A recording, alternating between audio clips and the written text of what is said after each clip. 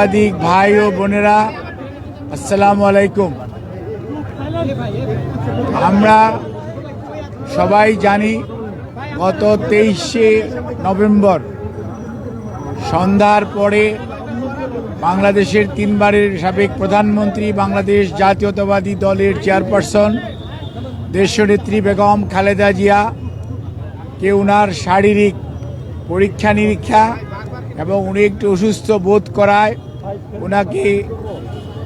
প্রতিবারের ন্যায় এবার কেয়ার হসপিটালে নিয়ে আসা হয় এবং ওনার মেডিকেল বোর্ডের তত্ত্বাবধানে কিছু পরীক্ষা করার পর ওনাকে ওই দিন রাত্রে এখানে ভর্তি করা হয়। পরবর্তীতে ওনার মেডিকেল বোর্ড যে সদস্যরা রয়েছেন, বিশেষ করে ইউকে এবং ইউএসএ সহ বাংলাদেশ সহ সবার সমন্বিতভাবে আলাপ আলোচনার পরিপ্রেক্ষিতে ওনাকে হসপিটালে বেশ কয়েকদিন রাখার ব্যাপারে সিদ্ধান্ত হয় এবং ওনার আরও কিছু ব্যাপক পরীক্ষা নিরীক্ষা করে পরবর্তী চিকিৎসা কার্যক্রম গ্রহণের সিদ্ধান্ত হয় এবং ওনার শারীরিক যে সকল পরীক্ষা নিরীক্ষা করা হয় সেই সমস্ত পরীক্ষা নিরীক্ষার রেজাল্টের ফলাফলের ভিত্তিতে চিকিৎসকগণ সিদ্ধান্ত গ্রহণ করেন যে ওনাকে আরও নিবিড় তত্ত্বাবধানে চিকিৎসা করা প্রয়োজন এবং সেই লক্ষ্যেই গত 27 তারিখ অর্থাৎ 27 তারিখ সকালবেলা ওনাকে ক্রিটিক্যাল কেয়ার ইউনিট বা সিসিইউতে ওনাকে স্থানান্তর করা হয় এবং এখানে professor doctor Shahabuddin Talukdar, professor doctor FM Siddiqui, professor doctor Nuruddin Ahmed, professor doctor Ziaul Haque এবং doctor Zafar Iqbal, professor doctor Abu Zafar Mohammad Saleh, professor doctor Masum Kamal এবং professor doctor FM Siddiqui, professor doctor Nuruddin Ahmed, professor doctor AQM Mohsin, professor doctor Shamsul Arefin সহ বাংলাদেশের বাইরে থেকে, আমেরিকা থেকে professor doctor Habibur Rahman, professor doctor Rafiquddin Ahmed, professor doctor Hamid Rab এবং professor doctor Hamilton, আর UK থেকে professor doctor Patrick Kennedy and professor doctor Jennifer cross এবং সর্বোপরি ভারপ্রাপ্ত চেয়ারম্যান জনাব তারেক রহমান সাহেবের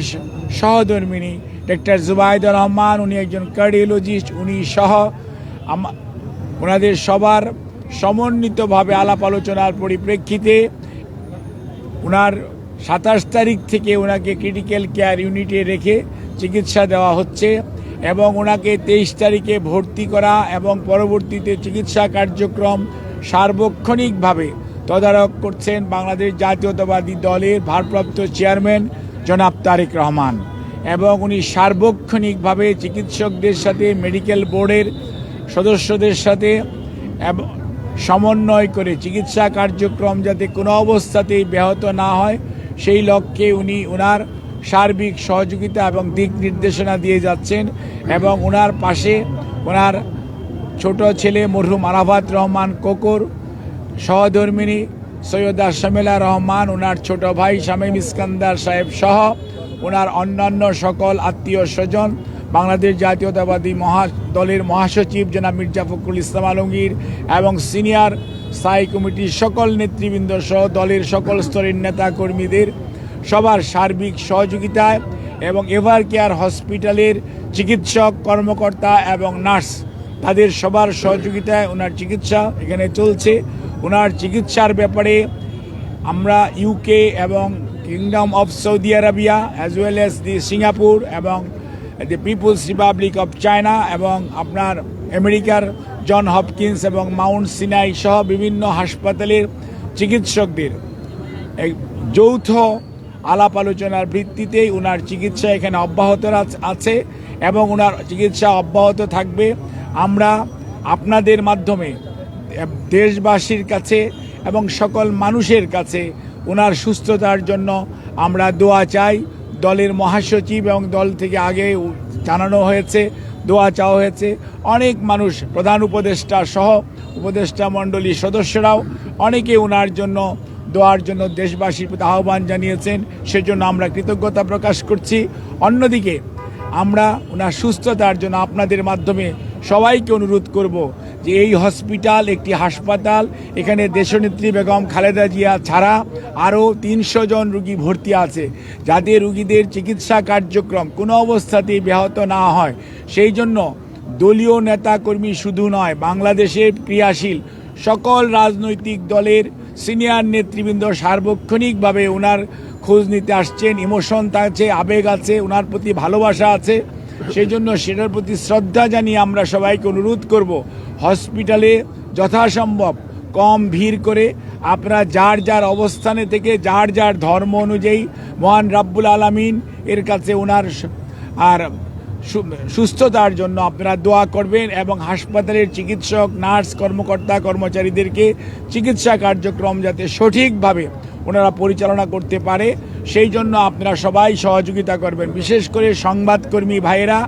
আপনারা যে